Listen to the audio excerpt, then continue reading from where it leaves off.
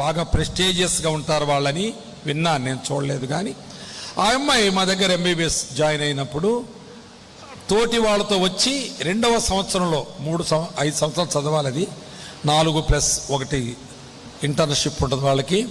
అయితే ఈ 4 సంవత్సరాలు మొదటి 2 సంవత్సరాల తర్వాత ఆమె ప్రభువుని నమ్ముకుంది, చాలా స్ట్రాంగ్ అయిపోయింది.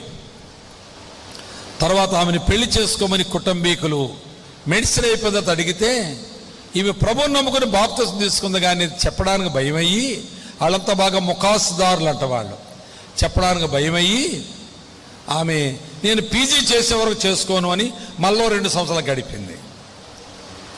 2 సంవత్సరాలు అయ్యాక మరలా చేసుకోమని అడుగుతుంటే జాబ్ వచ్చే వరకు చేసుకోను అందంట. నీకెందుకే జాబ్, ఒక హాస్పిటల్ కట్టిందాం, ఇంకో డాక్టర్ని చేస్తాం, హాస్పిటల్ కట్టిస్తాం, మీరు అది రన్ చేసుకోవచ్చు, నీకు జాబ్ ఎందుకు, గవర్నమెంట్ జాబ్, అక్కడ నువ్వు పనిచేయడం ఎందుకు అని అన్నారు వాళ్ళు. ఏం చేయాలో అర్థం కావడం లేదు. ఇక అప్పుడు సంబంధాలు ఇంటికి వస్తున్నాయి, ఆయనతో మాట్లాడతాను అబ్బాయితోటి అని చెప్పి ఆ వచ్చిన అబ్బాయితోటి ఇంకో ప్రక్కన మాట్లాడుతూ మొదట చెప్పిన మాట ఏంటంటే, నేను యేసు ప్రభువుని నమ్ముకున్నాను,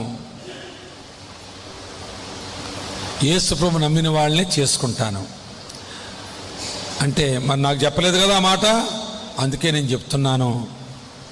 కానీ మీరు ఆ మాట మా వాళ్ళకి నేను చెప్పానని చెప్తున్నాను, బతకనివ్వరు, కాబట్టి ఏదన్నా మాట నేను నచ్చలేదని చెప్పి వెళ్ళిపోండి అనేదట. అట్లా 3-4 పంపించేసింది ఆమె. ఆ తరువాత వాళ్ళు విసిగిపోయి అసలు ఈ సంగతి ఏంటంటే మొత్తం చెప్పేసింది. అప్పుడు ఇక ఆమెను చాలా హెరాస్ చేశారు, బాధ పెట్టారు. ఆయన చౌదరి కావచ్చు, గిరిజనుడు కావచ్చు, హరిజనుడు కావచ్చు, కాపు కావచ్చు, ఇంకేదైనా కులం కావచ్చు, ఏదైనా సరే క్రైస్తవుడైతేనే చేసుకుంటాను అని స్ట్రాంగ్గా చెప్పడం మొదలుపెట్టింది.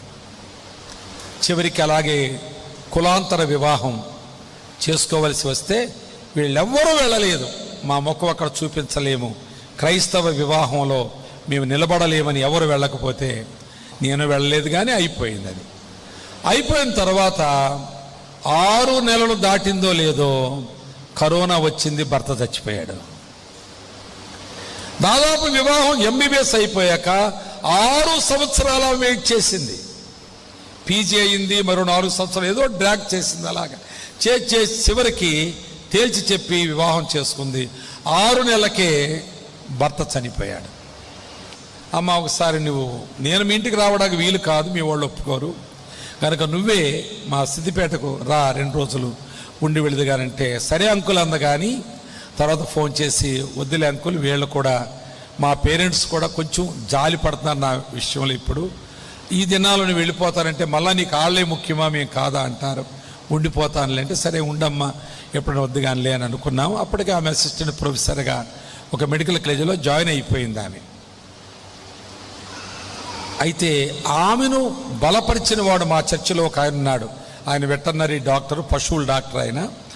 ఆయన ఫోన్ చేసి అమ్మ ఎట్లా అనుకుంటున్నావు ఈ దినాల్లో, ప్రభువుని గురించి ఏం ఆలోచిస్తున్నామంటే ఆమె ఇచ్చిన ఆన్సర్ ఎంత గొప్పదంటే, నేను పాపినై ఉండగా, అన్యురాలనై ఉండగా, నేను జన్మ కర్మ పాపముతో బ్రతుకుతుండగా నన్ను ప్రేమించి ఆ సిలువకు వెళ్ళినటువంటి ప్రభువు నేను ఆయన బిడ్డనయ్యాక నాకు అన్యాయం చేస్తాడా?